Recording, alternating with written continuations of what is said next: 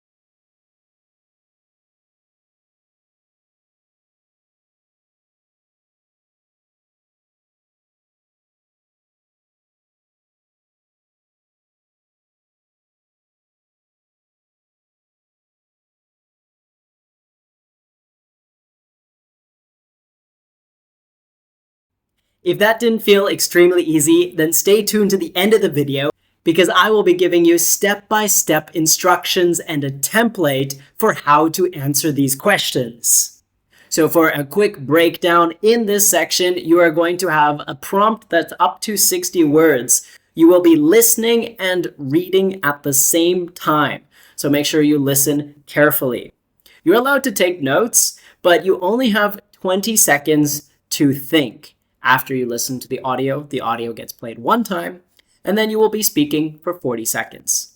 40 seconds is only enough for about 5 sentences maximum. So it's very short. That means we need to be concise, direct, and specific. Now, what's important to know is that there is not one correct answer for these questions. It is based on your opinion, your fluency, and your pronunciation. You need to address the question, answer it in a proper way, depending on the question, and use good grammar, variety of vocabulary words, and structure. But even in 2025, we can still use speaking templates. So let's take a look. The first thing you need to do is have a greeting and a human response. This is important because you need to act or feel like you are in the situation. So respond like a human would, not a computer.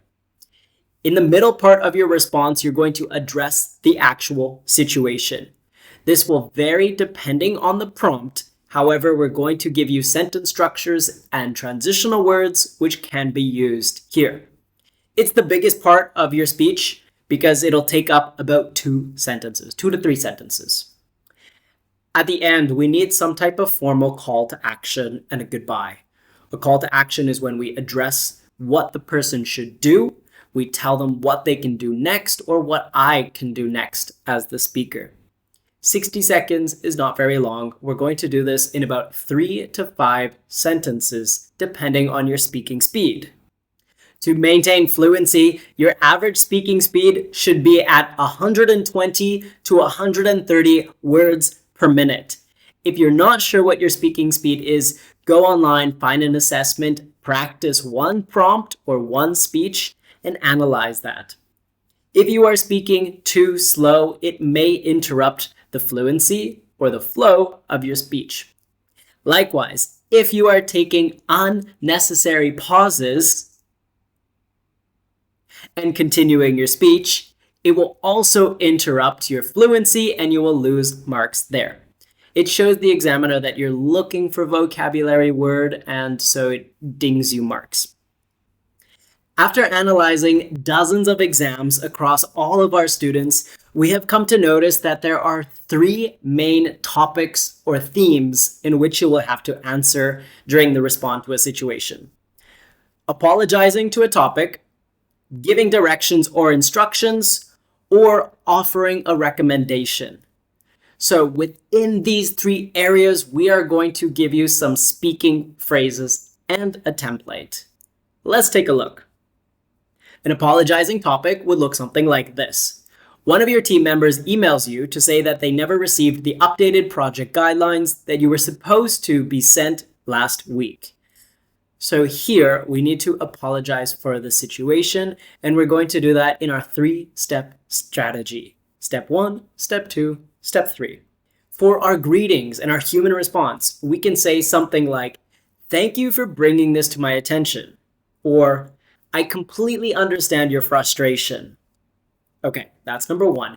We acknowledge the problem that you are apologizing for.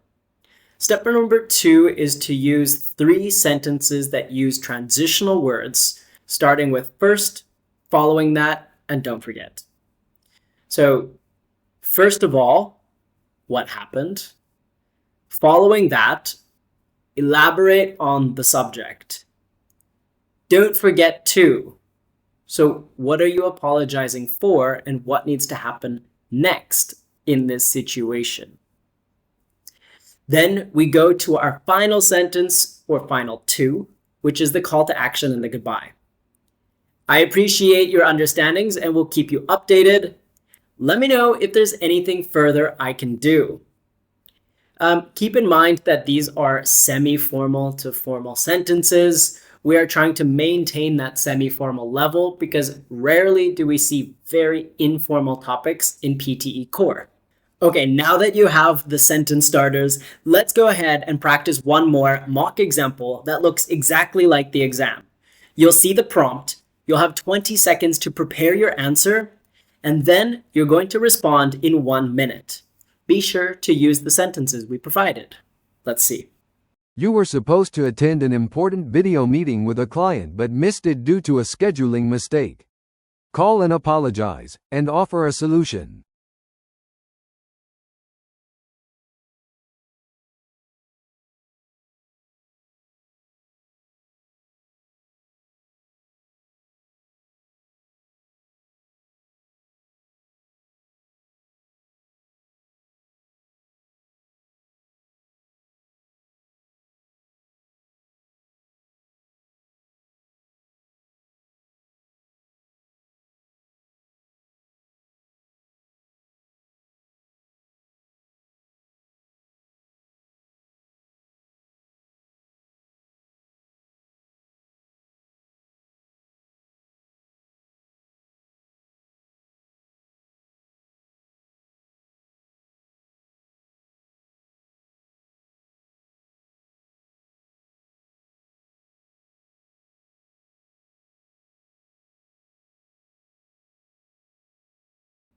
Instructions or giving directions is the next major topic that we commonly see.